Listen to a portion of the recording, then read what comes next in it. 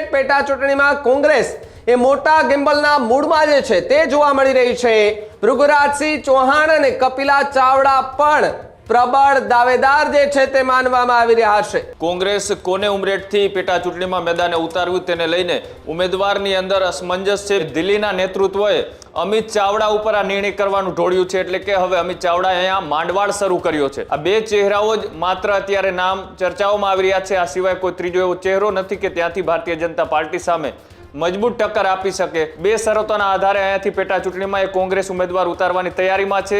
જો બેમાંથી એક નામની જાહેરાત પેટા ચૂંટણીમાં કરવામાં આવે તો બીજા નામની જાહેરાત એ 2027 વિધાનસભાની ચૂંટણીમાં કમિટમેન્ટ સાથે તેઓને મનાવી લેવામાં આવે। આખો વિડીયો જોતા પહેલા હજુ પણ અમારી ચેનલને સબસ્ક્રાઇબ નથી કરી તો યુટ્યુબ પર સબસ્ક્રાઇબ કરો અને ફેસબુક અને ઇન્સ્ટાગ્રામ પર ફોલો કરો।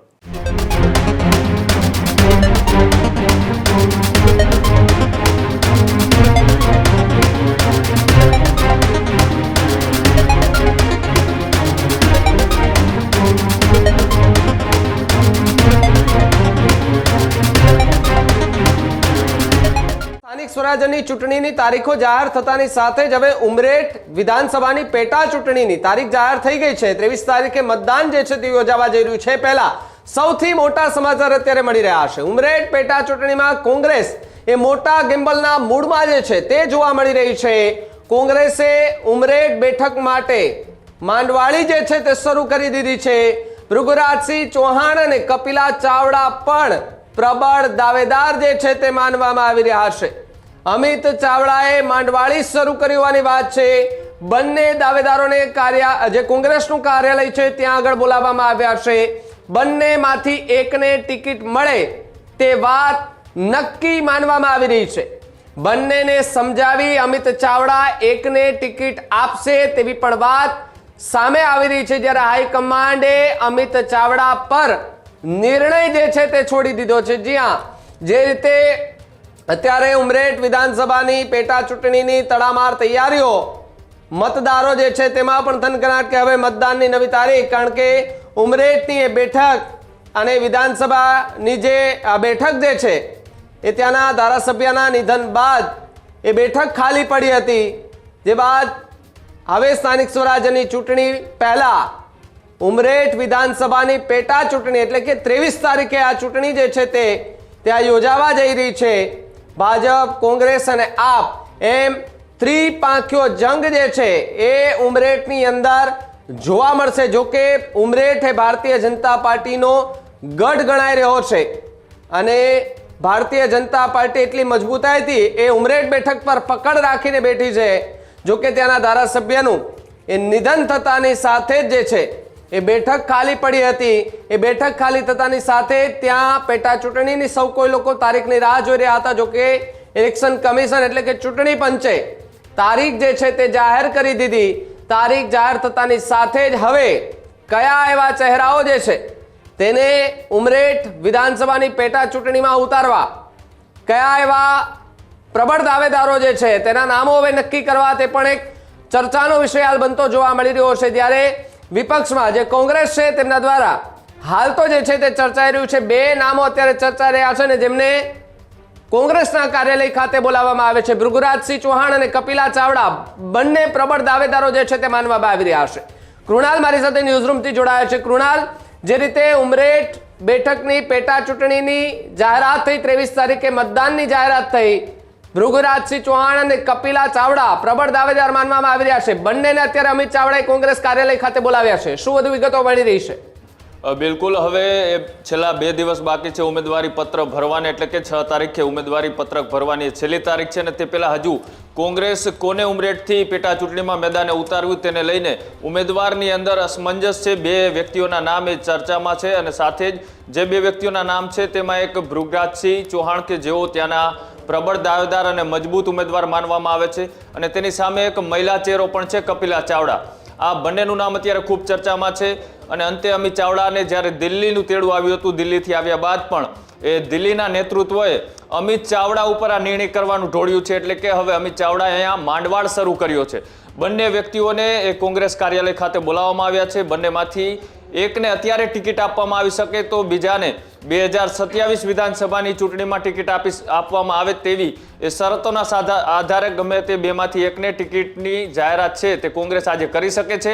આ બંને ચહેરાઓને એ ભારતીય જનતા પાર્ટીના એ ઉમેદવાર કે જેમનું નિધન થયું હતું અને તેઓ ત્યાંના ચાલુ ધારાસભ્ય હતા એવા ગોવિંદ પરમારના પુત્ર હર્ષદ પરમારને અહીંયાથી ભારતીય જનતા પાર્ટીએ ટિકિટ આપી છે. એટલે કે ભારતીય જનતા પાર્ટીએ એક બાજુ અહીંયા સહાનુભૂતિ અને એન્ટી ઇન્કમ્બન્સીને ટાળવા માટે એક યુવા ચહેરાને મેદાને ઉતાર્યા છે.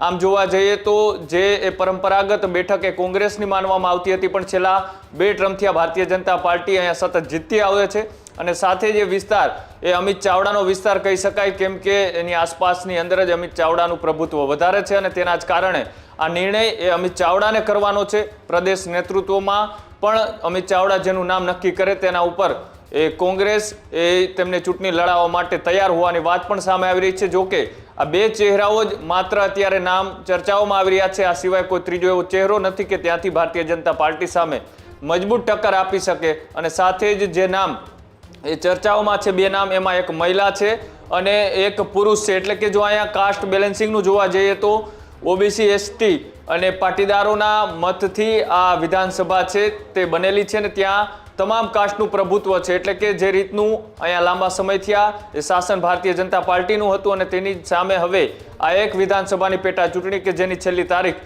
6 છે ફોર્મ ભરવાની અને 23 તારીખે એ ચૂંટણીનું મતદાન છે. ત્યારે આ પેટા ચૂંટણીની સાથે સાથે સ્થાનિક સ્વરાજની ચૂંટણી પણ અત્યારે જાહેર થઈ ચૂકી છે. એટલે કે જે રીતના ઉમેદવારોની જાહેરાત કરવાની છે તે પહેલા અત્યારે અમિત ચાવડા માટે અસમંજસની સ્થિતિ કહી શકાય કેમ કે એક વિધાનસભાની પેટા ચૂંટણીને તેમાં પણ તેમને માંડવાળ કરવો પડે. કોઈ ઉમેદવાર એવો પ્રબળ દાવેદાર ના મળી શકે કે જે ભારતીય જનતા પાર્ટી સામે ટક્કર આપી શકે. પણ અત્યારે જે રીતના સમાચાર મળી રહ્યા છે કે તેઓને કોંગ્રેસ કાર્યાલય ખાતે બોલાવવામાં આવ્યા છે. એટલે કે આજે સાંજ સુધીમાં બેમાંથી એકને મનાવવામાં કોંગ્રેસ સફળ રહે છે કે કેમ કે પછી સામે પક્ષે જો કોંગ્રેસ જેને ઉમેદવાર તરીકે જાહેર કરે છે તેની સામે જે નામ બીજું ચર્ચાઓમાં છે એ ક્યાંક નારાજ થઈ અને અપક્ષ ઉમેદવારી કરે છે તેવી પણ ક્યાંક ને ક્યાંક ચર્ચાઓ થઈ રહી છે. એટલે કે 2 શરતોના આધારે અહીંયાથી પેટા ચૂંટણીમાં એ કોંગ્રેસ ઉમેદવાર ઉતારવાની તૈયારીમાં છે.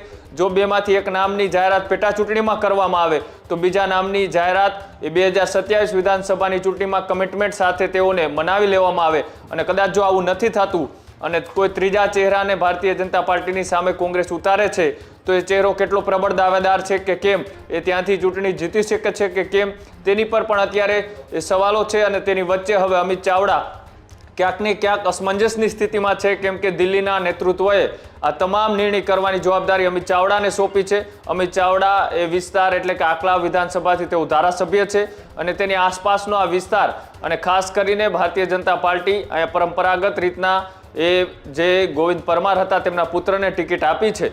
એટલા માટે એક યુવા ચહેરાની સામે કોંગ્રેસ કોઈ પીઢ અનુભવી ચહેરાને મેદાને ઉતારે છે કે પછી કોઈ મહિલાને ટિકિટ આપે છે, આ તમામ વસ્તુ ઉપર નજર છે. પણ જે રીતના એ કોંગ્રેસને અંતિમ ઘડીએ કોઈ નિર્ણય લેવો પડે છે એવી સ્થિતિ આ ઉમરેઠ વિધાનસભાની પેટા ચૂંટણીની અંદર પણ જોવા મળી રહી છે. અને જે રીતના આજે અંતિમ નિર્ણય કરવાની વાત થઈ રહી છે એટલે કે આજે કાર્યાલય ખાતે તેઓને બોલાવવામાં આવ્યા છે, બેમાંથી એકને માનવામાં સફળ રહે છે કે કેમ કે પછી બેમાંથી કોઈ ત્રીજા ઉમેદવાર તરીકે જાહેર કરવામાં આવે છે તેના ઉપર પણ નજર છે. પણ અત્યારે જે માંડવાડ જેવી સ્થિતિ અમિત ચાવડાને કરવી પડી છે, બેમાંથી એક વ્યક્તિઓને અત્યારે ટિકિટ ને બીજા વ્યક્તિને 2027માં ટિકિટ આપવાની શરત સાથે કદાચ મનાવી લેવામાં આવે તો આ ઉમરેઠ વિધાનસભાની પેટા ચૂંટણી કે જેનું મતદાન 23 તારીખે છે અને તે પહેલા એ જે રીતના ફોર્મ ભરવાની છેલ્લી તારીખ એ 6 તારીખ છે અને તેની સાથે સાથે સ્થાનિક સ્વરાજની ચૂંટણી કે જેની 6 તારીખથી ફોર્મ ભરવાની શરૂઆત થાય છે અને એની ચૂંટણી એ 26 એપ્રિલના રોજને 28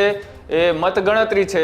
અને તેની વચ્ચે આ પેટા ચૂંટણી છે તેની ઉપર એ કોંગ્રેસ કેટલું ધ્યાન આપી શકે છે અને કોંગ્રેસ આ પેટા ચૂંટણીમાં એ માત્ર ઉમેદવાર ઉતારવા તરીકે ઉતારે છે કે પછી એ ભારતીય જનતા પાર્ટીનો આ 2 ટર્મથી રહેલો ગઢ એને તોડવા માટેની તનતોડ મહેનત કરે છે.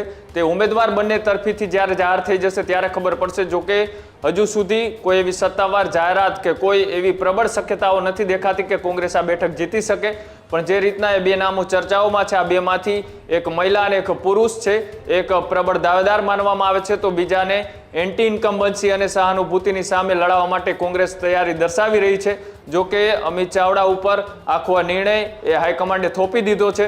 જોવાનું રહેશે કે હવે આ સાંજ સુધીની અંદર કોંગ્રેસ કાર્યાલયમાંથી કોનું નામ એ ભાવિક એ જાહેર કરવામાં આવે છે. બિલકુલ બિલકુલ. કૃણાલ, ખૂબ ખૂબ આભાર જોડાવા બદલ અને માહિતી બદલ.